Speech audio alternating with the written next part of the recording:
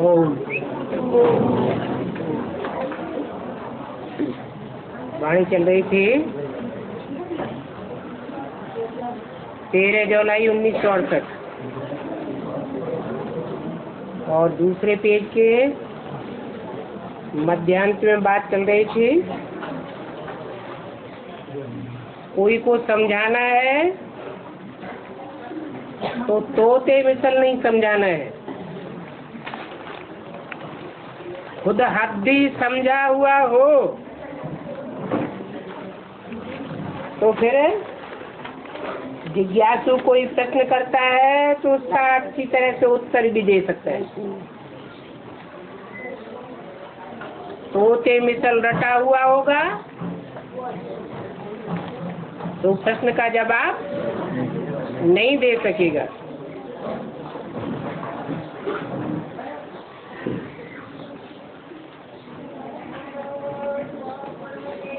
ये तो बच्चे समझते हैं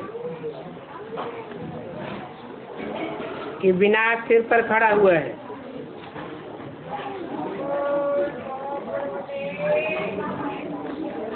तुम इसके लिए बाप को बुलाते हो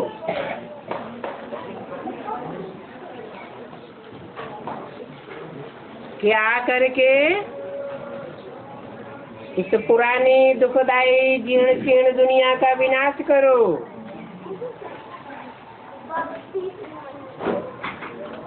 और नई दुनिया की स्थापना करो।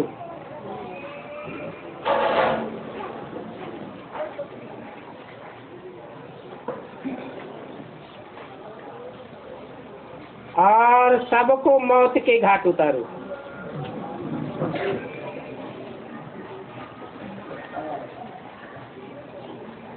मौत आत्माओं की तो होती नहीं है, होती है क्या? जो आत्म की स्थिति में स्थित तो हो जाएंगे उनकी तो मौत नहीं होगी, किनकी होगी? जो देहभान में टिके हुए होंगे, आत्म की स्थिति की प्रैक्टिस नहीं करने वाले होंगे, उनके लिए मौत आया कि आया।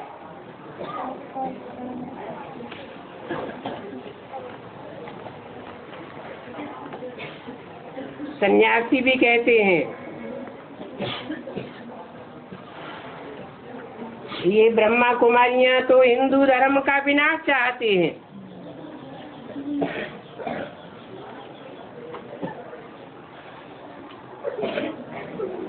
उनका भी जवाब देने वाला होना चाहिए।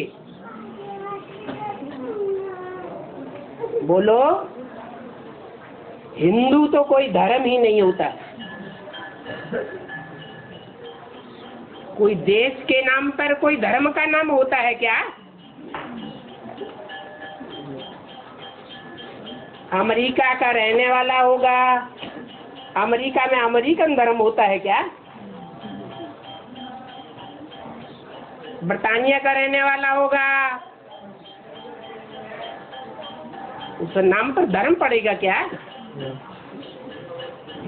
रूस का रहने वाला और रशियन धर्म पड़ेगा क्या? देश के नाम पर धर्म का नाम नहीं होता है।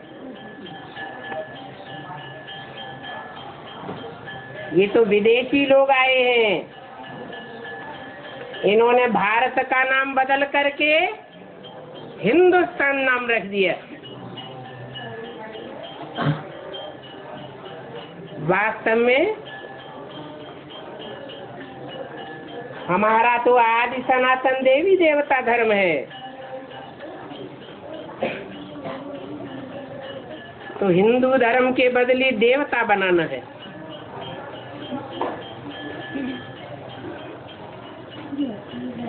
जो पक्के देवता धर्म के होंगे वो तो कभी भी कन्वर्ट होने वाले नहीं होंगे।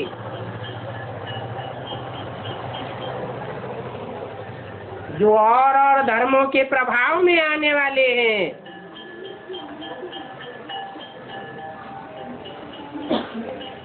वो कच्चे हैं और धर्मों में कन्वर्ट होते रहे हैं।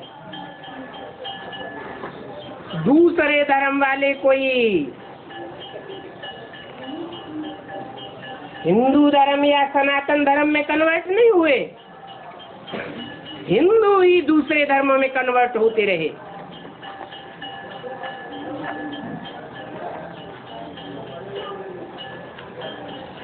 क्योंकि हिंदुस्तान पुराना देश है, पुराने पे पुराना है, यहाँ के बाशिंदा भी पुराने,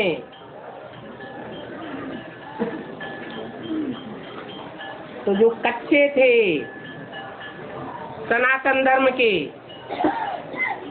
वो और धर्मों में कन्वर्ट होते रहे।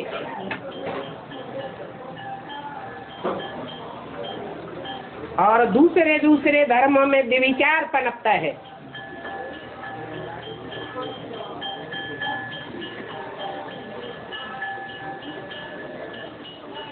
स्वदेश में विचार को बुरा माना जाता है,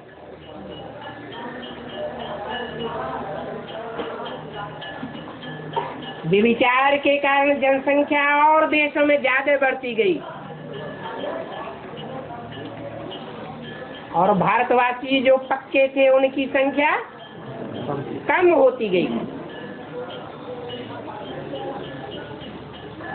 आज देवी देवता सनातन धर्म प्रायः लोप हो चुका है, जैसा गीता में भी लिखा हुआ है। जब प्रायः लोप हो जाता है तब मैं आकर के स्थापना करता हूँ।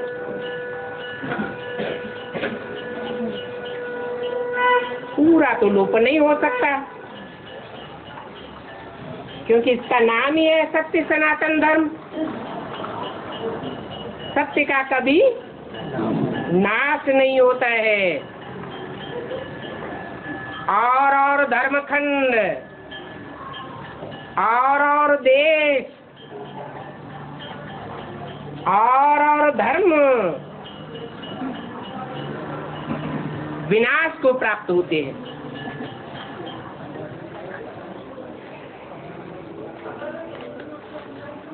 ये भारत खंड कभी विनाश को प्राप्त नहीं होता, अविनाशी खंड है,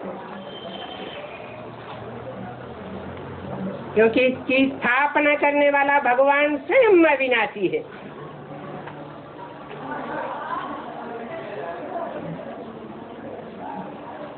वो संपूर्ण है, ऐसा संपूर्ण है जिसके लिए शास्त्रों में गायन है,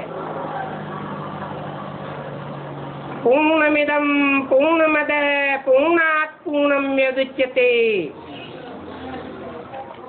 पूर्णस्य पूर्णमादाय पूर्णमेवावशिष्यते। ये सदैव ही पूर्ण है। उस पूर्ण में से पूर्ण भी कोई ले ले, जैसे कि हीरो पाटधारी,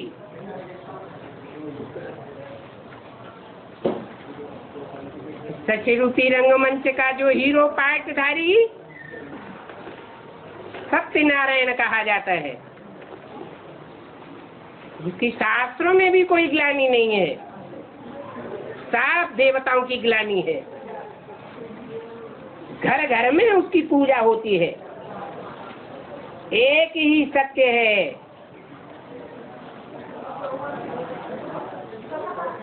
उस सत्यनारायण ने ऐसा पुरुषार्थ किया जो अपूर्ण नर से संपूर्ण नारायण बना और संपूर्ण की याद से बना। वो संपूर्ण है शिव, उसका नाम है सदाशिव। उस सदाशिव में से संपूर्ण योग की शक्ति भरने वाला नारायण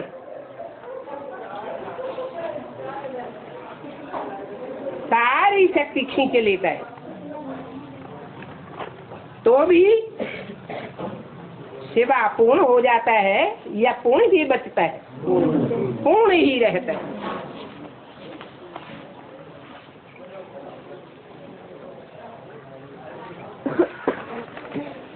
ऐसा ये सत्य सनातन धर्म का स्थापन करने वाला सच्चा बाप है, जो सदैव संपूर्ण है।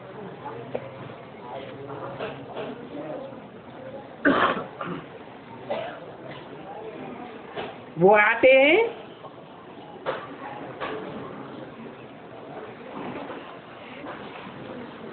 तो जो भी धर्म के नाम पर अधर्म बन चुके हैं, उनका विनाश करा के सत्य सनातन धर्म की, देवी देवता धर्म की स्थापना करते हैं। वो देवी देवता धर्म नर से नारायण बनाने का, नारी को लक्ष्मी बनाने का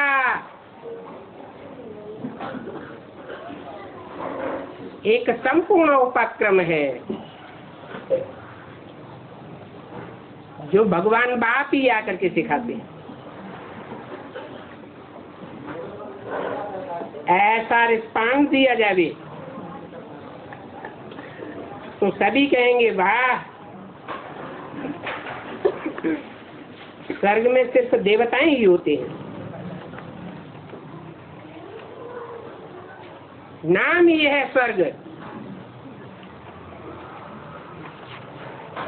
उसके बदले इस दुनिया का नाम है नरक। स्वर्ग स्थापन करने वाला ही है, जो सदैव स्वस्थिति में रहने वाला है,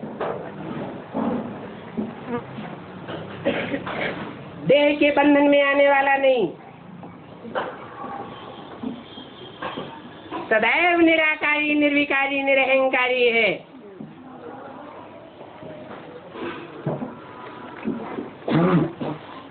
वो आकर के अपने बच्चों को भी निराकारी निर्विकारी निरहंकारी बनाते हैं।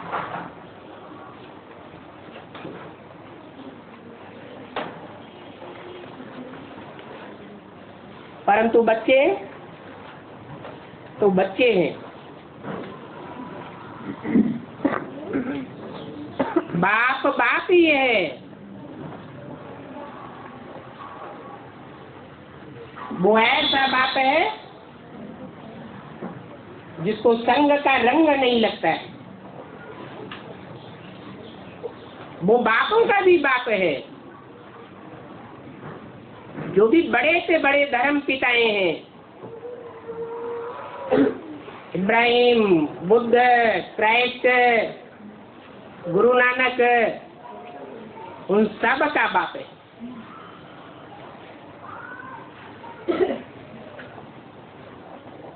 ये धर्म पिताएं भी निराकारी स्टेज वाले थे। उनके चित्रों को, चेहरे को देखने से ही पता चलता है कि जैसे उनकी मन बुद्धि इस दुनिया में नहीं है, कहीं ऊपर लटकी हुई है। गुरु नानक का चेहरा देखो, महात्मा बुद्ध का चेहरा देखो, क्राइस्ट का चेहरा देखो, वो निराकारी तेज झलकती है। परंतु वो अधूरे बाप हैं, अधूरे धर्म खंडों में आकर अधूरे धर्म की स्थापना करते हैं। वो 7 धर्म खंड विनाशी हैं, चाहे चीन जापान बौद्धी धर्म खंड हो,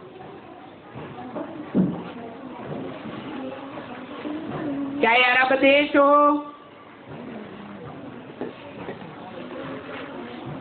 अफगानिस्तान, ईरान, इराक हो, जहाँ मुस्लिम धर्म की स्थापना हुई, अथवा ब्रिटानिया हो, जहाँ क्रिश्चियन धर्म पनपा है,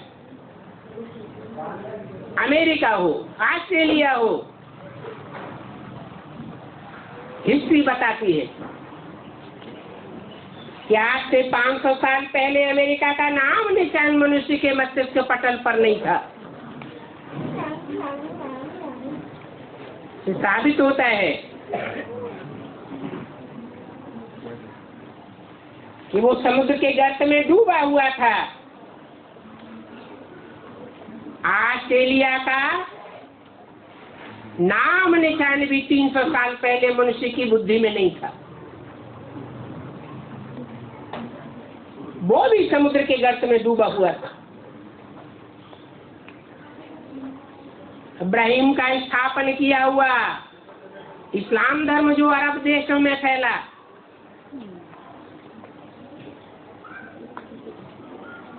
वो भी विनाशी धर्मखंड है। बल विधर्मियों के बीच में सबसे पुराना है।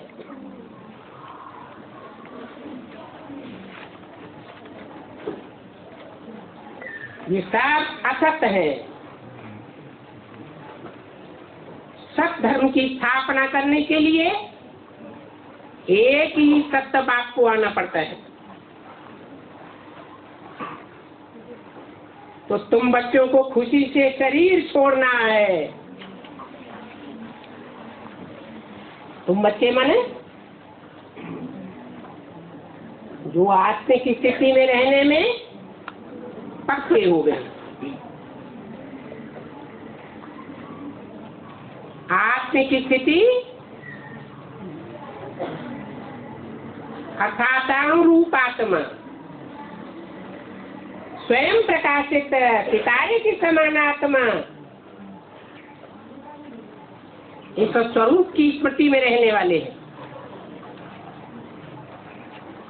जिसके लिए गीता में बोला है भ्रमोर मध्ये प्राणमावेश्य सम्यक। प्रकृति के मध्य में इस प्राण रूप आत्मा को, ज्योति स्वरूप आत्मा को बलि प्रकार याद करना चाहिए, प्रैक्टिस करनी चाहिए, पक्का अभ्यास करना चाहिए।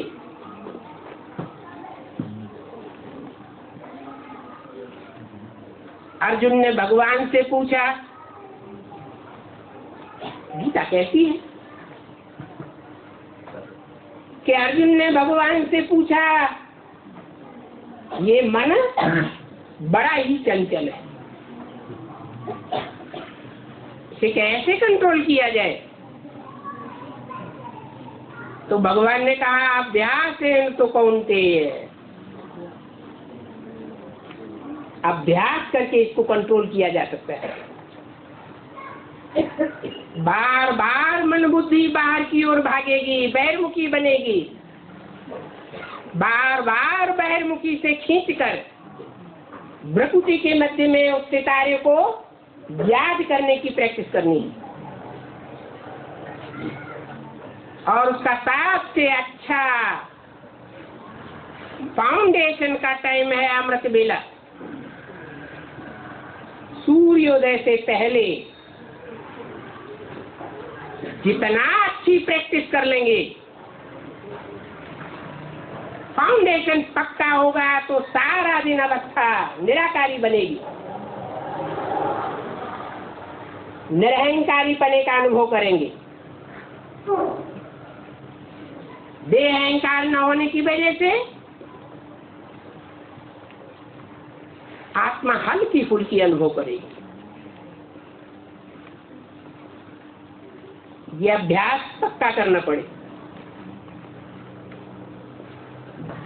ऐसा अभ्यास पक्का होगा तो तुम बच्चे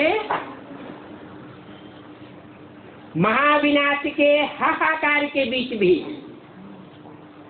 जब इस दुनिया में शहर शहर में एटम बम फट रहे होंगे, अशांति ही अशांति फैल रही होगी, और हम बच्चे शांति स्टेज में रहेंगे, ये प्रैक्टिस की बात है। खुशी से शरीर छोड़ेंगे। शास्त्रों में भक्ति मार्ग में कोई ब्रह्मज्ञानी भी ऐसे कहे गए हैं जो खुशी खुशी शरीर छोड़ते हैं, समझते हैं मुक्ति मिल जावे, परंतु आत्मा कोई सदा काल के लिए मुक्त नहीं होती है।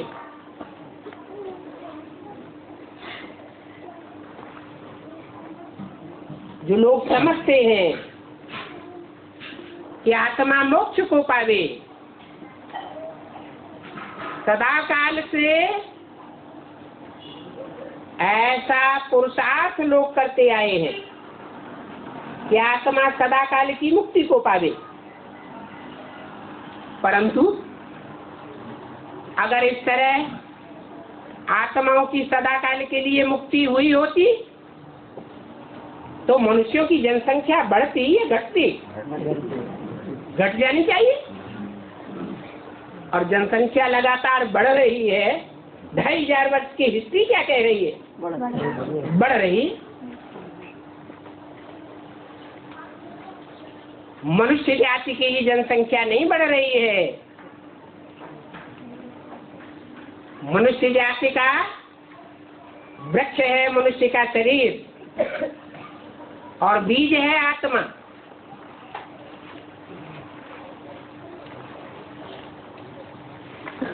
तो जड़ जंतु जो होते हैं, जड़ बुद्धि वाले,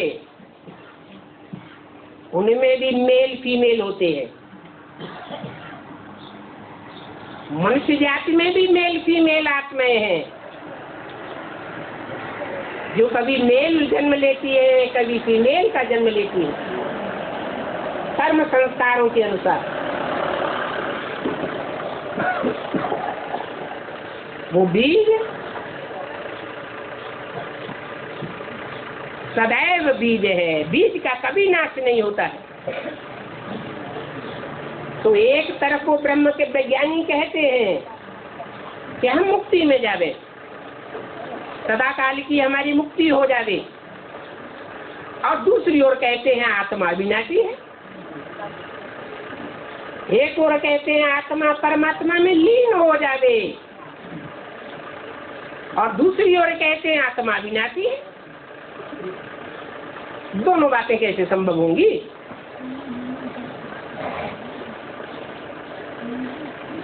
आत्मा पानी का बुदबुदा है। जैसे सागर में से चुल्लू भर पानी लेवे, वो सागर का अंश है, और वो चुल्लू भर पानी सागर में फेंक दिया जाए तो कहेंगे वो चुल्लू भर पानी सागर में लीन हो गया।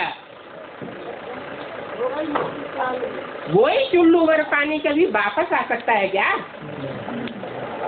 उसको कहेंगे लीन होना। परंतु वो लीन होना माने उस चुल्लू भर पानी का अस्तित्व तो हमेशा के लिए खत्म हो गया। सागर में मिलकर के सागर हो गया।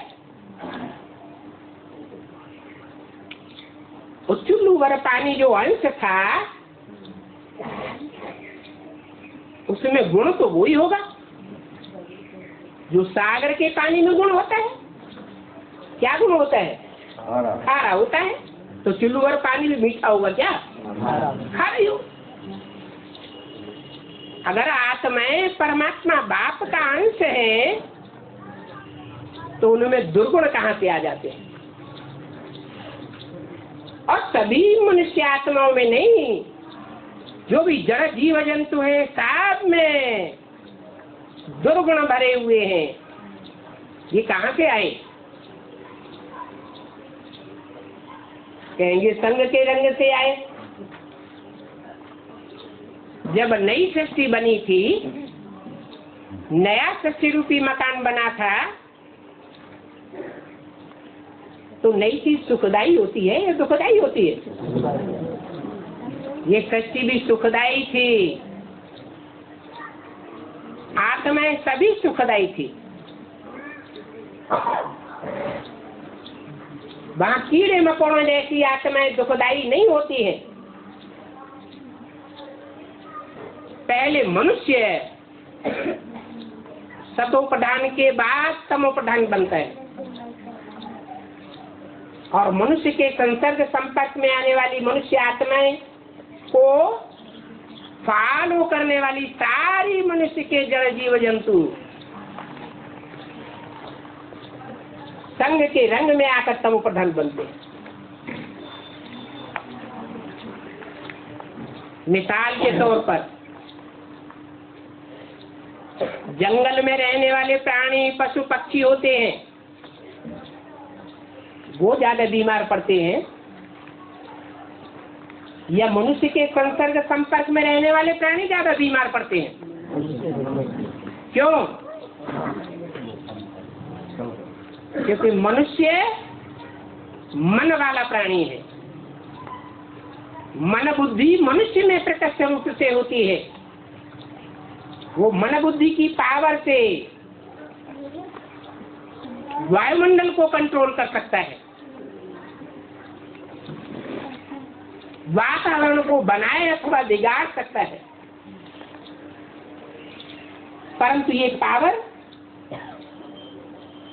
आत्मिक स्थिति से पैदा होती है, एकाग्रता से पैदा होती है।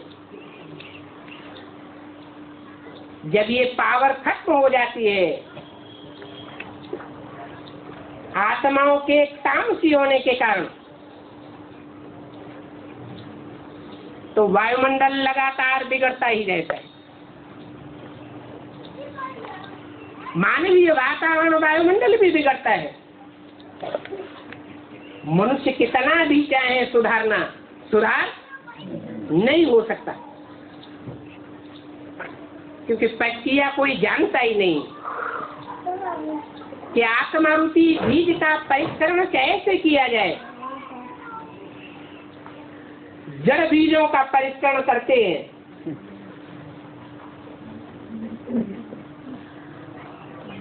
तो उनसे ज्यादा पैदाइश होती है, बड़े बड़े फल निकलते हैं।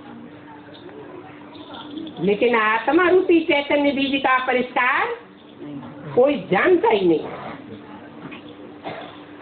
ये सिर्फ जो आत्माओं का बाप है वो ही जानता है। वो एक ही तुरीय आत्मा है जो जन्म मरण के चक्र में नहीं आने के कारण सदैव ज्ञान का सागर है। और जो भी आत्माएं हैं वो सात जन्म मरण के चक्र में आती रहती है। ऐसे नहीं कि वो आत्माएं परमात्मा में लीन हो जाती हैं, नहीं, पुनः आवर्तन होता रहता है। एक साइकिल पूरा होता है चतुर्युगी का, फिर दूसरी चतुर्युगी शुरू होती है, तीसरी चतुर्युगी शुरू होती है। अनादिकाल से ऐसे ही चलता चला आया।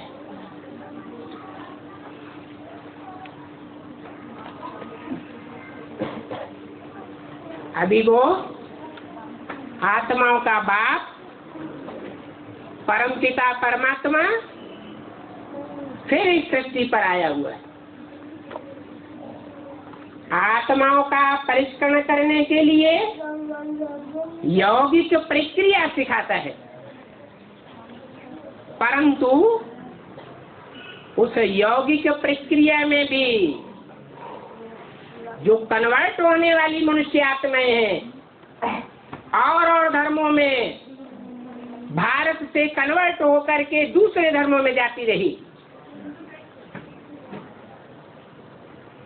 दुनिया में प्रदूषण फैलाया, विचार फैलाया और दुनिया को दुख लेने के देने के निमित्त बन पड़ी। वही आत्माएं ईश्वर के आ जाने के बावजूद भी ईश्वरीय ज्ञान को ग्रहण तो करती है, परंतु फिर प्रदूषण फैलाती है।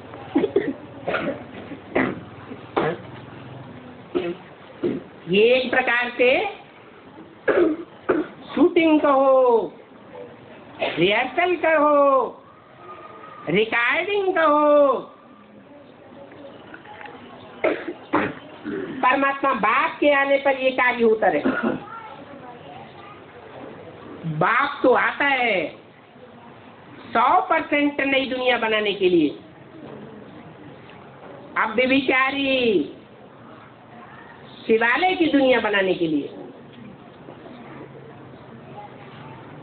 परंतु कन्वर्ट होने वाली आत्माएं अपनी आदत से बाज नहीं आती और ईश्वरीय कार्य में व्यवधान फैलाती हैं।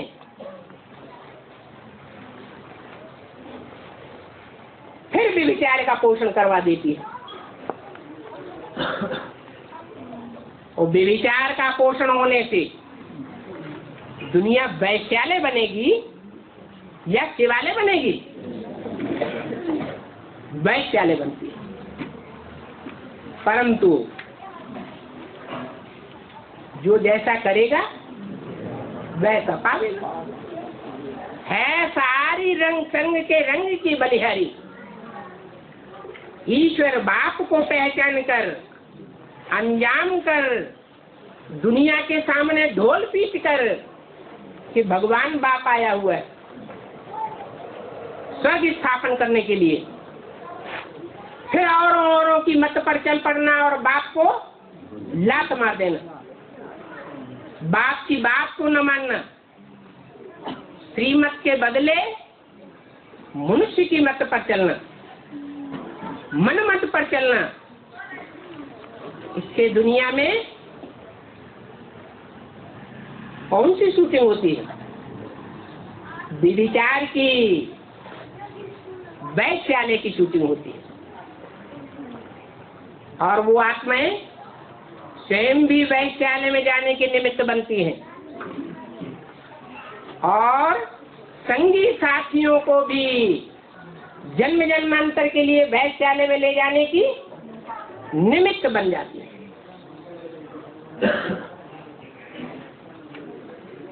भगवान बाप तो अच्छा करने के लिए ही आता है, परंतु वो खुद तो कुछ नहीं करता, वो तो करता है, अब भोगता है। हाँ, गीता में जो शब्द आया है प्रवेश तुम, मैं प्रवेश करने योग्य हूँ, तो निराकार परम ब्रह्म परमेश्वर सेवक जब इस शक्ति पर आता है वो तो जानता है ना, इस सत्य रूपी रंगमंच पर हीरो हीरोइन के रूप में पार्ट बजाने वाली आत्माएं कौन कौन है, उनमें प्रवेश करके वो माता पिता का पार्ट बजाता है। जो दुनिया में गायन है त्वमेव माता च पिता त्वमेव,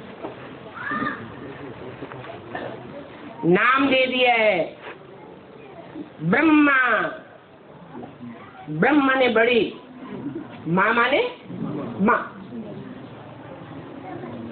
दुनिया की बड़े से बड़ी माता, जिससे बड़ी माता प्यार देने वाली, सहनशीलता को धारण करने वाली कोई आत्मा हो ही नहीं सकती। उसका नाम पड़ता है पाठधारी का ब्रह्मा। परंतु वो परमपिता परमात्मा का माता का रूप है, वर्षा देने वाले बाप का रूप नहीं है। माता बेसिक पढ़ाई पढ़ाने के निमित्त बनती है बच्चों को।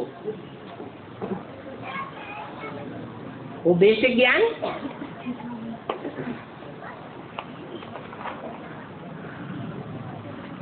ब्रह्मा कुमारी सरस्वती का ज्ञान कहा जाता है।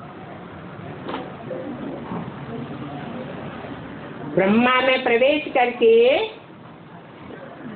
वो परम पिता जो ब्रह्मम वाक्यम जनार्दनम ब्रह्म वाक्य सुनाता है,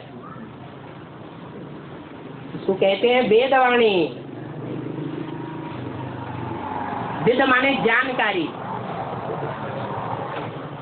सत्य की जानकारी। सत्य क्या है, सत्य युग क्या है, नई दुनिया क्या है, पुरानी दुनिया क्या है, झूठ खंड क्या है, सत्य खंड क्या है। क्योंकि जाने बगैर तो कोई पुरुषार्थ कर ही नहीं सकता। तो वो आकर के सत्य का ज्ञान देता है। तो सत्य के ज्ञान को धारण करने वालों में जो अव्वल नंबर पढ़ाई पढ़ने वाला निकलता है वही हीरो पाटधारी सत्यनारायण कहा जाता है, जिसकी यादगार में भारतवर्ष में घर घर में सत्यनारायण की कथा होती है। परंतु वो कथा, वो जीवन कहानी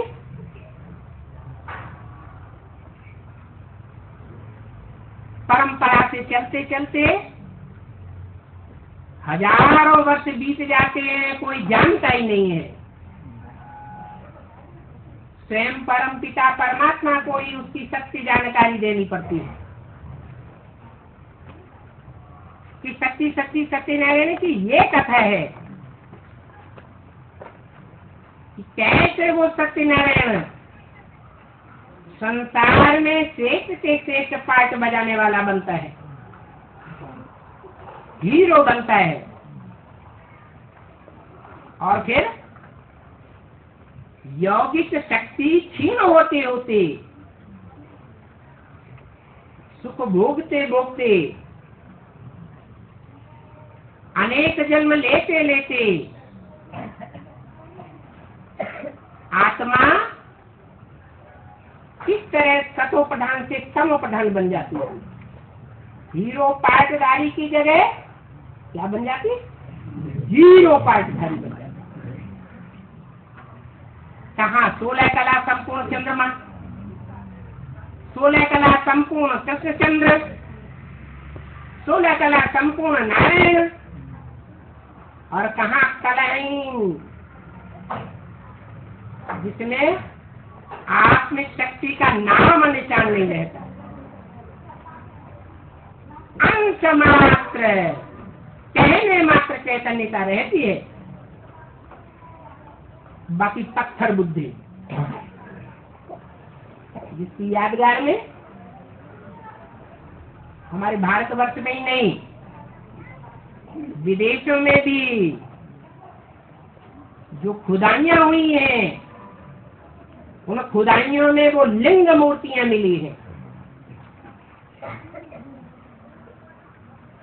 वो लिंग मूर्ति जो पत्थर की ज्यादा तादाद में मिली, उससे थोड़ी तादाद में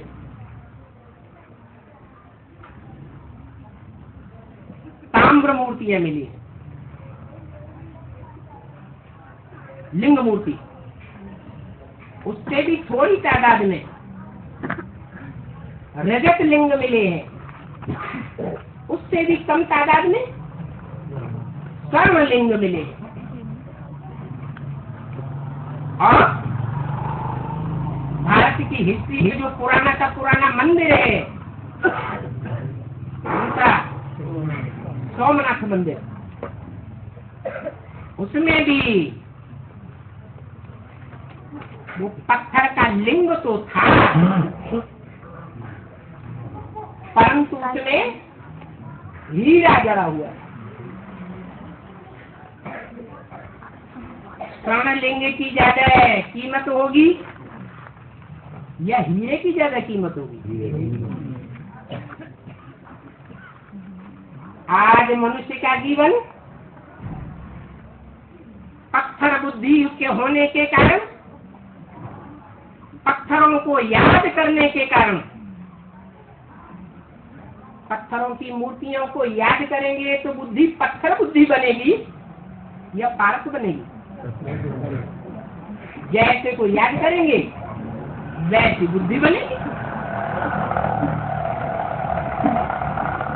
चोरों डकैतों का संग करेंगे, चोरों डकैतों की याद आती रहेगी तो उनके वाइब्रेशन, उनका वातावरण, उनके संग का रंग सतह ही लगता रहता है। तो बुद्धि कैसी बनेगी? चोर डकैतों जैसी बनेगी। यही हाल भारतवासियों और भारत के हीरो पाटधारी का हो जाता है।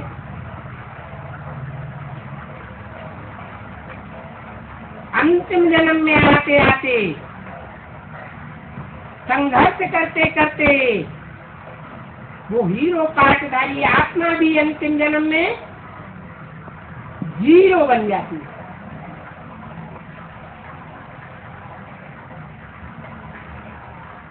आत्मिक शक्ति क्षीण हो जाती है।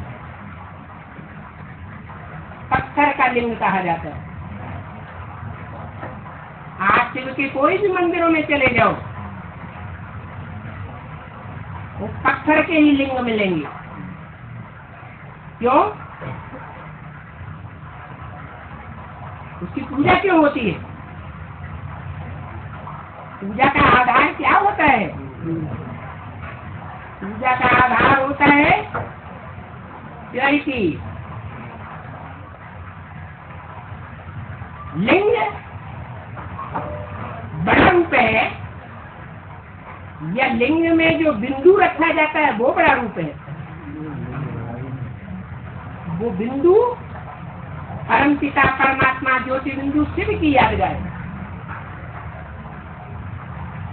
जो सोमनाथ मंदिर में हीरे के रूप में दिखाया गया था। और लिंग जिस मनुष्य तन में वो सुप्रीम सोल प्रवेश करता है, मुकर्रर रूप से प्रवेश करता है।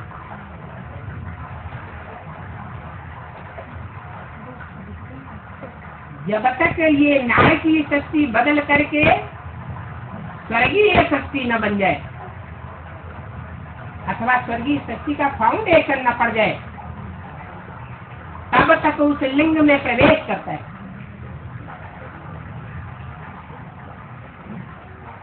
वो सारा ही टाइम शूटिंग का टाइम है, रिहर्सल का टाइम है, रिकॉर्डिंग का टाइम है। रिहर्सल के टाइम पर जो जैसा पार्ट बजाएगा ब्रॉड ड्रामा में वही पार्ट प्ले होगा। नूद हो जाती है। भगवान किसी को सुख या दुख नहीं देता है। देता है क्या? नहीं, वो तो रात का बताता है, श्रीमत देता है। ऐसा करेंगे तो ऐसा पावेंगे, वैसा करेंगे तो वैसा पावेंगे। कर्म अकर्म विकर्म की गति बताता है। अब जो आत्मा जैसा पार्ट बजाती है, जन्म जन्मांतर उनको वैसी ही प्राप्ति हो जाती है। इसलिए कहते हैं भगवान जब भाग्य बांटने आया था तो सोए हुए थे क्या? माने अज्ञानी में सोए हुए थे क्या? अज्ञानी माने क्या? भगवान जो ज्ञान सुनाता है ज्ञान के सवेरे में ले जाने वाला है या रात्रि में ले जाने वाला, अंधकार में ले जाने वाला ज्ञान है। बाकी मनुष्यों से जो कुछ सुनते हैं या मनमत से जो हम चलते हैं, ईश्वर की श्रीमत को छोड़कर चलते हैं, उससे हम अंधेरे की दुनिया बनाते हैं। अंधेरे में भटकना होता है, ठोकरें खानी होती हैं, धक्के खाने होते हैं। नहीं तो भगवान तो इस धरती पर आकर के हमको जन्म जन्मांतर का राजा बनाता है, राजयोग सिखाकर। नहीं तो कोई बताए ये जन्म जन्मांतर जो हिस्ट्री में राजाएं हुए हैं, इनको राजाई अर्थात कंट्रोलिंग पावर किसने सिखाई, कब सिखाई? जरूर भगवान ही आकर के रंग को राजा बनाता है, अभी बना रहा है। अब ये तो नहीं है कि पढ़ाई पढ़ने वाले जितने भी होते हैं वो सब ऊंच पद पा जाते हैं, पाते हैं क्या? नहीं, पढ़ेंगे कहते भी है, पढ़ेंगे लिखेंगे तो बनेंगे नवाब, खेलेंगे कूदेंगे, खेल कूद करते रहेंगे, खेल करते हैं ना फालतू के, तो होंगे खराब। तो कुछ अपना जन्म जन्मांतर का भाग्य बिगाड़ते रहते हैं, अपना भी बिगाड़ते हैं, और संग में पार्ट बजाने वाले साथियों का भी पार्ट खराब कर देते हैं। अभी भगवान हमारी मुट्ठी में भाग्य देने के लिए आया हुआ है, चाहे तो हम अपनी मुट्ठी में भाग्य जन्म जन्मांतर का बनाए लेवे, और चाहे तो जन्म जन्मांतर का भाग्य खराब कर ले।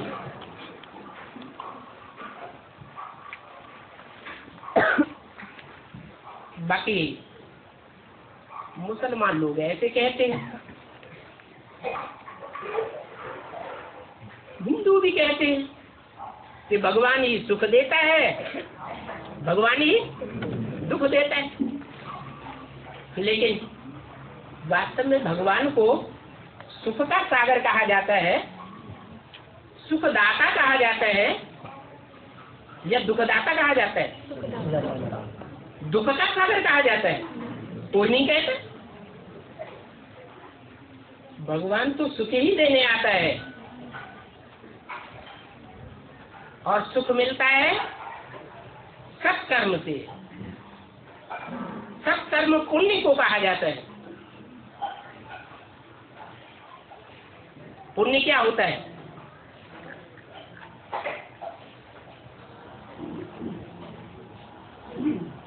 पुण्य किसे कहते हैं, पाप किसे कहते हैं? उसकी साधारण से साधारण परिभाषा क्या है? ऐसा कर्म जिसके रिजल्ट में हमें और दूसरों को भी सदा काल का सुख भागता रहे, वो है पुण्य। और ऐसा कर्म हम करें जिसके रिजल्ट में सदा काल के लिए क्या भागता रहे, दुख भागता रहे, वो है पाप। भगवान पाप करना नहीं सिखाता, दुख देना नहीं सिखाता। उसका तो नारा है, न दुख दो न दुख लो। सुख देंगे तो सुख मिलेगा, दुख देंगे तो दुख मिलेगा। सुख का ही फाउंडेशन डालना चाहिए।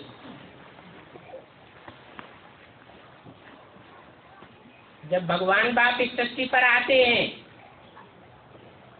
तो बिगड़ी दुनिया में आएंगे या सुधरे हुए युग में आवेंगे। मकान जब पुराना हो जाता है, दुखदाई हो जाता है, तभी कोई बाप पुराने मकान को गिराकर नया बनाता है। भगवान बाप भी ये सत्य रूपी मकान जब सतयुग सतो प्रधान से बदलते बदलते त्रेता द्वापर कलयुग के अंत में आकर तमो प्रधान बन जाता है। उसकी निशानी है कि हर मनुष्य आत्मा कहीं न कहीं किसी न किसी प्रकार से तन से, धन से, मन से दुख जरूर अनुभव करती है। दुख लेती है और दुखी मनसा वाचा कर्मणा दूसरों को देती है। कोई ऐसी आत्मा देखी मनुष्य आत्मा सुनी जो ये कहे कि मैं सदैव ही सुखी सुख में हूं और दूसरों को सुखी ही सुख देता हूं? कोई ने नहीं देखी सुनी होगी। लेकिन अगर ऐसा नहीं है तो गायन कैसे होता है सत्यनारायण का? सत्यनारायण की तो शास्त्रों में भी कोई ग्लानि नहीं है। जरूर सुख ही दिया होगा। मंदिरों में भी जाते हैं तो उनके जड़ चित्तों को देखने से ही खुशी हो जाती है। तो जब उन्होंने चैतन्य रूप में पाठ बजाया होगा तो कितने सुखदायी रहे होंगे। जो भी आत्मा उनके संसर्ग संपर्क में संबंध में आई होंगी सबने सुख ही अनुभव किया होगा। चाहे संबंध में आने वाली हो, संबंध गहरा होता है, संपर्क हल्का होता है। तो संबंध में आने वाली आत्माएं भी सुखी ही सुख अनुभव करती हैं, किसी प्रकार का दुख अनुभव नहीं करती। शरीर के द्वारा ही सुख और दुख दिया जाता है, कर्मेंद्रियों के द्वारा ही सुख और दुख भोगा जाता है। तो सत्यनारायण का पाठ ही ऐसा है कि कोई भी मनुष्य आत्मा उनसे दुख का अनुभव नहीं करती है, सुख ही सुख का अनुभव करती है। हाँ, अपनी ही गलत फहमी के कारण कोई दुख अनुभव करे, सुनी सुनाई बातों के आधार पर दुख अनुभव करे तो दूसरी बात। नहीं तो भगवान बाप तो कहते हैं कि भारतवासियों ने सुनी सुनाई बातों से ही दुर्गति को पाया।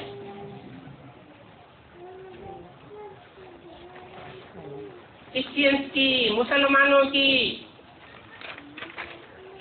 सुनी सुनाई बातों से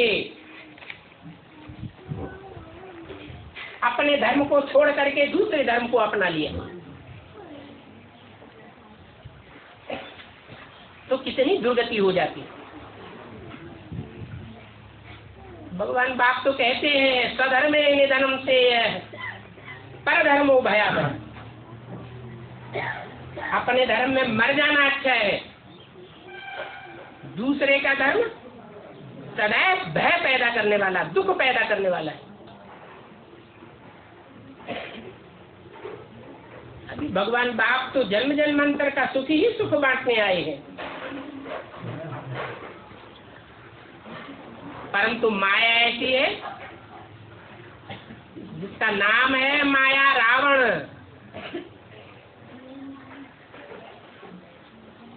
राम नहीं, एक ओर है राम और दूसरी ओर है रावण। क्या अंतर है खास है? राम है एक मुख वाला और रावण है अनेक मुख वाला। कहते भी हैं झूठ, एक झूठ बोलता है या झूठे को बीसों प्रकार का झूठ बोलना पड़ता है। एक झूठ के पीछे दूसरा झूठ, दूसरे के पीछे लाइन लग जाती है झूठ की।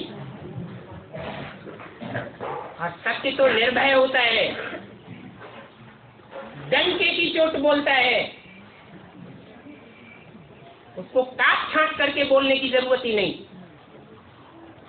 तो राम है एक मुख वाला और रावण है अनेक मुख वाला, माने अनेक मतें देता है।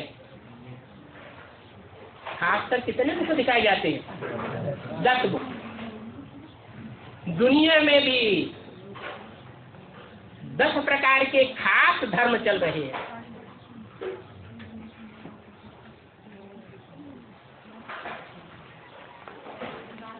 सूर्यवंश और चंद्रवंश गाया हुआ है पुराने जमाने का। सबसे सनातन देवी देवता धर्म। उसके बाद है तीसरा इस्लामी, चौथा बौद्ध, पांचवा क्रिश्चियन, छठा संन्यास, सातवां मुस्लिम, आठवां सिख और 9वां धर्मनिरपेक्ष। हमें किसी धर्म की अपेक्षा नहीं। तुम किसी भी धर्म पे चलो, हमको वोट देते रहो, पैसे दे दो। धर्म से हमें कोई मतलब नहीं। सब धर्म झूठे हैं। कोई धर्म पर हमें कोई आस्था नहीं है। ऐसा क्यों होता है? धर्मनिरपेक्ष क्यों? क्योंकि ऐसी आत्माएं जो इब्राहिम के इस्लाम धर्म स्थापन करने के साथ ही साथ अवसरवादी होने के कारण जहां देखी तबाह बारात वहीं बिताई सारी रात। इस्लाम धर्म में कन्वर्ट हो गई, बौद्ध धर्म आया तो बौद्ध धर्म में कन्वर्ट हो गई, क्रिश्चियन धर्म आया तो क्रिश्चियन धर्म में कन्वर्ट हो गई। जो जो धर्म पिता और धर्म की स्थापना होती गई वहां वहां कन्वर्ट होते रहे और सबको छोड़ते गए। तो उनके जन्म जन्मांतर की धर्म पर स्थिर रहने की आस्था अधिक होगी या डगमगाने वाली होगी? वो तो किसी धर्म पर विश्वास नहीं करेंगे। आज उनका शासन चल रहा है, सिर्फ भारतवर्ष में ही नहीं, सारी दुनिया में धर्मनिरपेक्ष प्रजा के ऊपर प्रजा का शासन। भगवान ने आकर जो राजयोग सिखाकर राजाएं बनाए थे सत्यनारायण जैसा, वो राजाई देश देशांतर में खत्म हो गई। एक आखिरी देश बचा हुआ था नेपाल। जब भगवान आते हैं तो ऐसा संगठन बनाते हैं नया, जिस नए संगठन में पालना का काम वो आत्माएं करती है। कौन सी आत्माएं? जो आत्मिक स्थिति की ऊंची स्टेज में रहने वाली है, जिसकी यादगार नेपाल नीचे बसा हुआ है या ऊपर पहाड़ों पर बसा हुआ है? ऊंची स्टेज में बसा हुआ है। जैसे शिव के मंदिर ऊंची स्टेज में होते हैं या नीचे होते हैं? ऊंची पहाड़ी पर बनाए जाते हैं।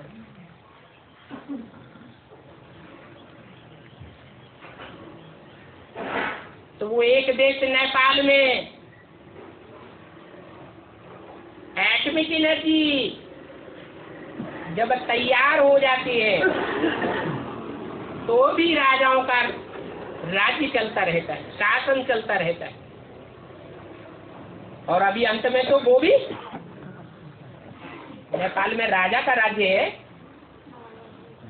या राजा का राज्य खत्म हो गया, खत्म हो गया। अब दुनिया के किसी भी देश में एक भूटान को छोड़कर, क्या नाम है, भूटान, भ्रू माने भ्रकुटी, और जब गुस्से में आता है तो भ्रकुटी न्यू पानी, और दुनिया का विनाश हो जाता है। शास्त्रों में गायन है, भ्रकुटी विलास सृष्टि लय हुई, जिसके भ्रकुटी के तानने मात्र से ही सारी दुनिया का विनाश हो जाता है।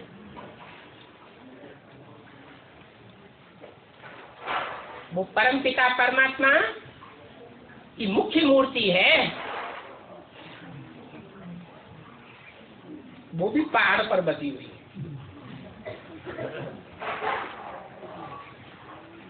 एक ही देश में राजा का राज्य रह गया, वो छोटा सा देश है।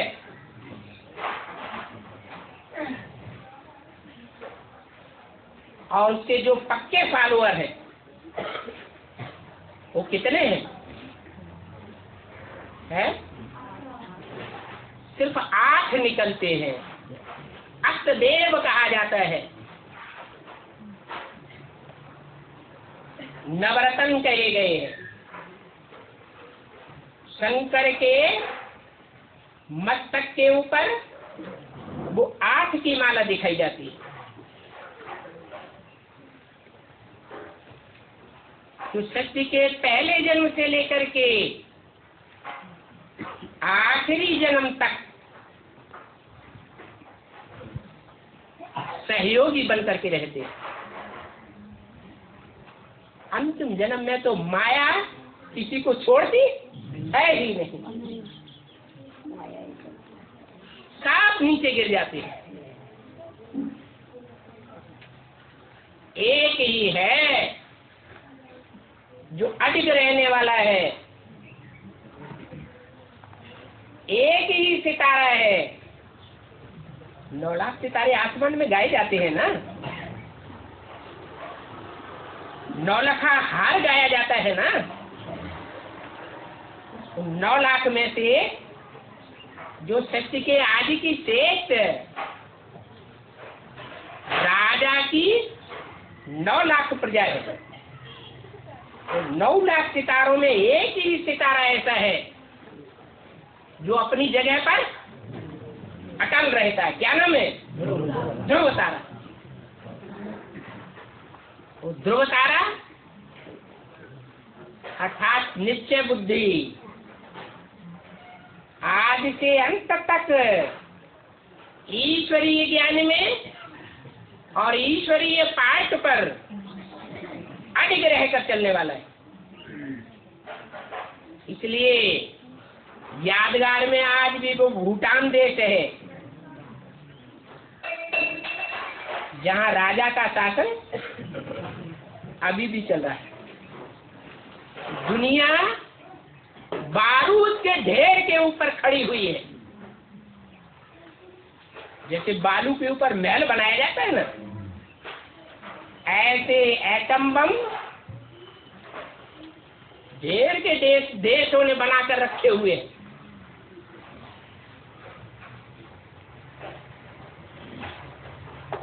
दो विश्व युद्ध हो चुके, एक दशक भी पूरा नहीं हुआ, एक शतक भी पूरा नहीं हुआ, तो क्या तीसरा विश्व युद्ध नहीं हो सकता? जो 2 विश्व युद्ध हुए थे उसमें भी दूसरे विश्व युद्ध में 20-20 मेगावाट की बम्बियां तैयार हुई थी। उन बम्बियों ने भी सारी दुनिया को, हिरोशिमा नागासाकी पर जो कहर बरसा, सारी दुनिया को हिला के रख दिया। तब तो 20-20 मेगावाट के थे और अब हजारों हजार मेगावाट के हैं। क्या बुद्धि खराब नहीं हो सकती दो देशों में मुखियाओं की? हो सकती है या नहीं? और एक ने अगर प्रयोग कर दिया तो दूसरा चुप बैठा रहेगा? तो दुनिया बारूद के ढेर के ऊपर खड़ी हुई है और माया का पसारा ऐसा फैला हुआ है कि सबकी बुद्धि को बांध के रखा हुआ है।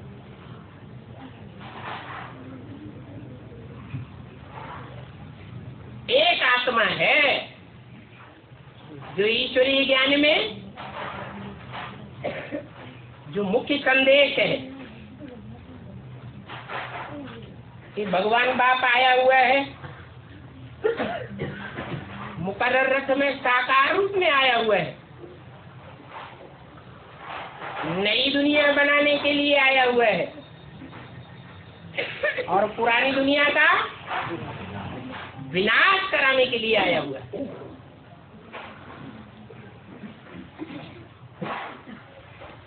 तो संदेश को लेकर के 100% अधिक रूप में एक आत्मा स्थिर है, बाकी सब कुछ न कुछ अपने अपने धंधे धोरी में रमे हुए हैं।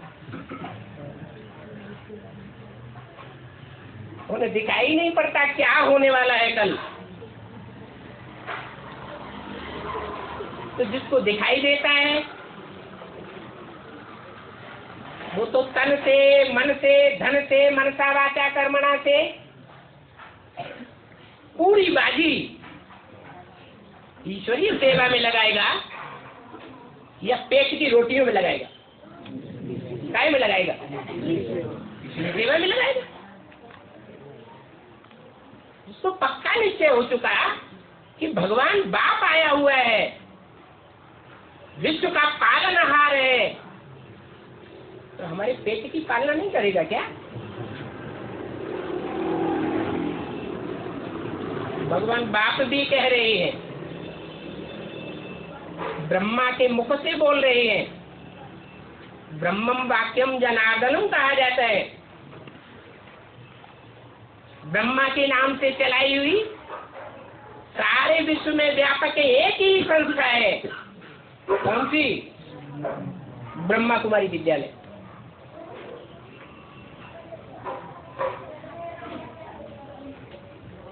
तो ब्रह्मा की रचना है, अम्मा की रचना है या बाप की रचना है? अम्मा की रचना है। भगवान अम्मा के रूप में आता है या बाप के रूप में आता है? अम्मा के रूप में आकर बच्चों को वर्षा देता है सुख शांति का, या बाप के रूप में सुख शांति का वर्षा देता है? बाप के रूप में देता है। वो बाप पांडवों का बाप है। पांडव गुप्त होकर के भ्रमण करते हैं, ये प्रत्यक्ष रहते हैं। तो बाप कितना गुप्त होगा? तुम्हारा दान, मान, पुरुषार्थ, प्राप्ति सब कुछ गुप्त है।